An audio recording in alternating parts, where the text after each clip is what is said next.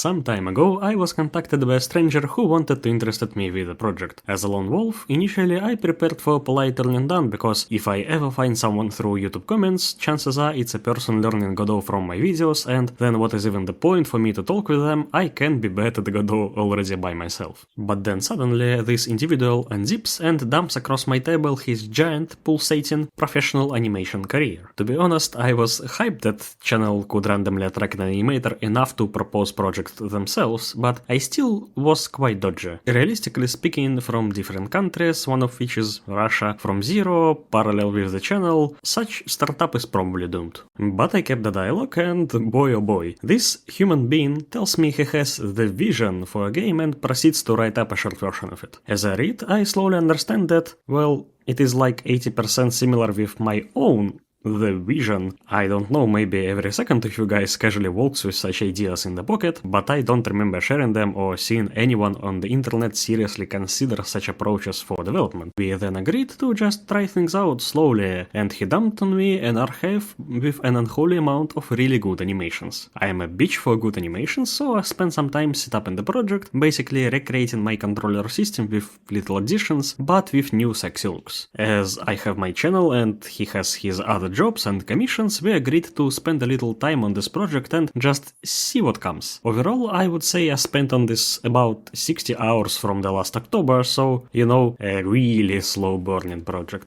Well, here we are. I decided to break free from structured serialized tutorials, so something must be put in their place as I need content. This thing is heavily based on my work with Public Controller project, and anyone who understood the original for videos will find my systems from here familiar. Obviously, as we are trying to create an MVP project worth of pitching for funding, I can't make this code open. It is a commercial affair and all non-code assets are private. However, reality is such that Godot has little to none instruments for source obfuscation, and I believe everyone in my community is capable of spending a couple of hours on the task if motivated. As we obviously aim at taking first test audience from this pool of active members, the moment a demo drops, our code is pretty much public, what will lead to me not sharing it fully, but also not panicking over a thought someone saw a screen of it, etc. What does it mean for an average viewer? If we will metaphorically explain creation of a game as creation of a battle robot, then tutorial series is some battle robots creation academia course. They show you a bunch of schemas, dumb theory books on your head, and give graduation projects as some theoretical robot core simulation papers. Unserialized devlogs in this metaphor will be some village boy running off the farm to see battle robots being built in the workshop. For people who came here solely for learning purposes, the content will be a little bit worse on the pure theory part, because I will take more time to technology boost, assets demonstration, etc. On the other hand, people who come not 100% for learning but also for inspiration, motivation, and borders of achievable lifting might find this unstructured content more enjoyable, because with introduction of production quality assets and full vertical slice development, not only you get to see a potential robot's schemas, you can also see an actual battle robot doing what it is made for.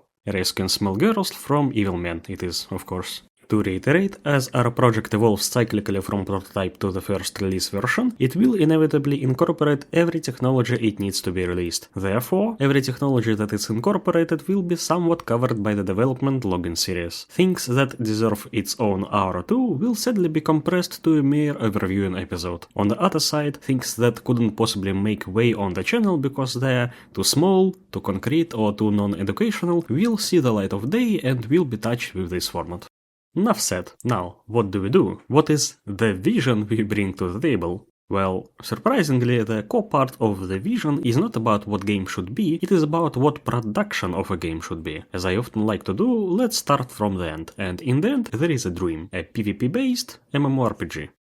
Well, not that original, innit? Huge part of indie creators dream of creating a game of this genre, and probably all of them are doomed to fail, honestly, including me. There are two giant-ass walls that block our way. Firstly, I am not a defeatist, but you kinda can't make an MMORPG with small team. Even if a fairy tale reality of you requiring one person per job description, you would need like 10 of them at a very minimum. But the proposition itself is crazy. MMORPG is a huge-ass pile of work. You need locations, quests, resources, equipment, enemies, economy, towns, networking, a wall-ass near game infrastructure like login servers, databases, forums, technical support, new patches outpouring once in a while, etc. To take on that work with a team of 2 is like crossing the ocean on a dried grass boat. For some, the previous wall is not enough. They want their MMORPG, they are inspired, motivated and ready to reach Valhalla. Well, there is another. PvP-based MMORPGs fail. At worst, they are unplayable piles of garbage. At best, they are indeed PvP-based, but they develop new content at a snail's pace and introduce needed changes approximately 4 years after the need for them emerged. This happens because PvP-based and being an MMORPG are sort of orthogonal design axes. You either advance on one front or on the other. The default market approach is to just be like 95% online roleplay game and then have PvP as a gimmicky niche mechanic for endgame that no one really gives a fuck about aside from 100 or 2 hardcore fans. And if you know how the best socio-economic order is working, it will be obvious to you that for a studio as for money-making firm, there is literally no sense in making life better for a couple of hundreds hardcore fans. Because they are hardcore fans already and probably won't leave, studios decide to not give a fuck about them and churn out some new PvE and new plot content for the rest 99% of the player base.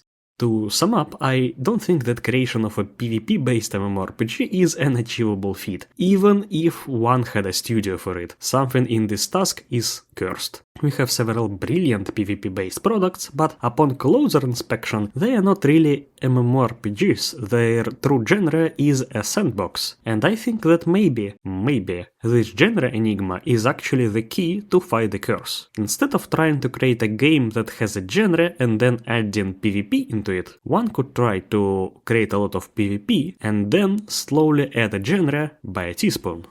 Meet the genre evolution concept. There is no idea for a game aside from a couple of principles at first. Game is in 3D and its core is combat system. If formulated as such, minimal viable product must contain only 2 things: character that is able to fight and something that tries to kill it or to be killed. In other words, arena. A small room where player is able to participate in one-on-one combat with another player or test some moves against PvE monsters and dummies. Now let's for a second assume that we live in a world without friction and are able to acquire needed funding and people to our team if necessary. I will talk about it later. When your game has a set genre, the only path to evolve it is to expand horizontally. Add more content, add more weapons, add different arenas, add more monsters, etc. But if we deliberately make a genre of a game into a fluid parameter, we gain another growth axis, vertical expansion. When vertical expansion is added into the picture, the moment we as developers feel that horizontal one starts to feel meh, we can cocoon for some time and then evolve our game onto the next floor, from a small dueling arena to, let's say, something Overwatch-like, or into looter-shooter, or into some instanced PvPvE dungeon crawling where we add interesting monsters and bosses into the dungeon to clear, but with a twist that from the other side this dungeon is farmed by another player who sees you as the final boss and vice versa. From that moment the wheel somewhat rides from the hill. If we want PvPvE, we need loot, and for the loot to be interesting we need some player economy. Reminder, we are still just a naked combat system in a trench coat, but nothing stops us from adding a proto-city. Imagine that instead of a boring lobby menu, default player state will be slacking in the town. For now it will be quite empty, it will have a bank system to store loot, an auction house to sell it and buy it, and 2 doors or 2 NPCs. One takes you to the old arena because we want backwards compatibility, and the other one takes you to the dungeon crawling. As it is, city doesn't provide much value aside from the feeling of community, but it already can have quotes fog walls on its exits. What it also achieves for us as for developers, it is a nice place to add and test some social features like chat commands, gestures, idle poses, etc. Plus we are slowly starting to stress test our servers. We do it because the next evolution stage is fog walls being metaphorically lifted, releasing people into the wilds. Although I wouldn't dare to create a full open world from the get-go. That's too much. What I think of is still instanced, randomly generated, but already big location that houses from 5 to 20 people. The closest thing will be the Mists format from Albion Online. We allow partying to some extent, and we also add some reasons to actually go into the world. At this point, we are probably transitioning to a full game economy with crafting and materials gathering because people need an actual reason to axe down some nice trees outside. And when we had enough fun and experience with that instance location regime, we can dare to transition transformation ourselves to a full-on open-world RPG.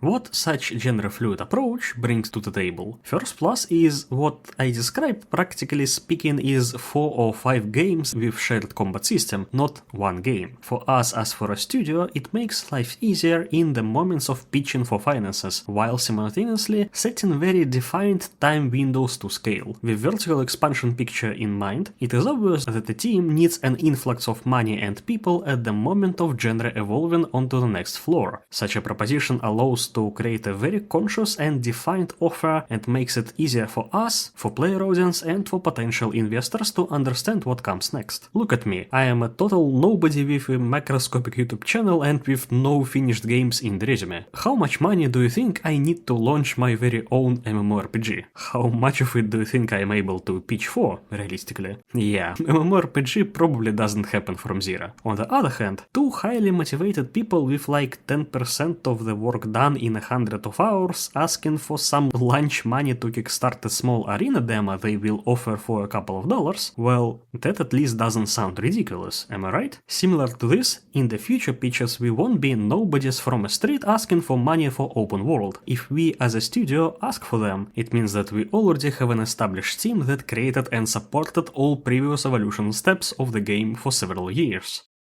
A second plus is we as studio gain stronger immunity against the vision. Having your vision as a game designer is very important, but an ability to enforce it into your game is very dangerous. Several completely independent game communities evolved over the years very similar memes about the vision phenomena. Practically, if you watch a dev diary or conference and hear the word vision flying off lead designer lips, you know in advance that you are about to hear an opinion so unhinged, unfun and game ruining that you will need a cold air briefing session just to not die from cringe.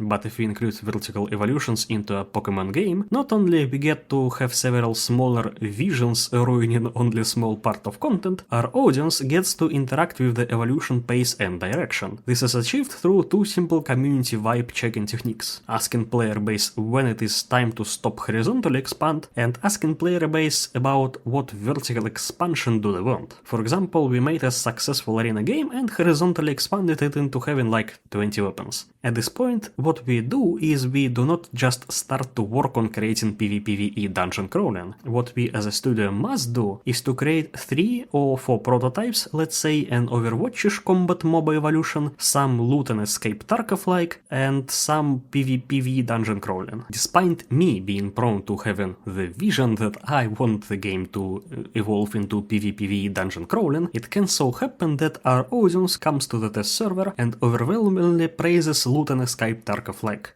Well, I mean, I like dungeons, but if 7 of 10 people tell me that they will throw money at me for an ability to loot containers and bodies on a big map, I'm starting to make Tarkov clone by tomorrow. Similarly to this, community will be able to stop us a little bit. If done right, studio and the game it tries to produce become immune to a number of mismanaged practices such as scope creep, feature oversell, and mid-development target audience pivoting. We forbid vertical expansion until both studio and player base are satisfied with horizontal scope of the current iteration. If we add more content, then previous content is polished. On a more concrete example, we can guarantee that past the first stage of our game, we will have crunchy combat and sexy traversal invoking joy of movement. Not because we are so confident in our strength to provide it, but because we simply won't start to work on the second stage until our test audience is satisfied with our arena demo combat and movement feels. Because in Firefight Studio, we are a little bit tired of seeing a lot of enemies to kill and a lot of land to traverse in games that don't provide no crunchy combat, no fluid movement.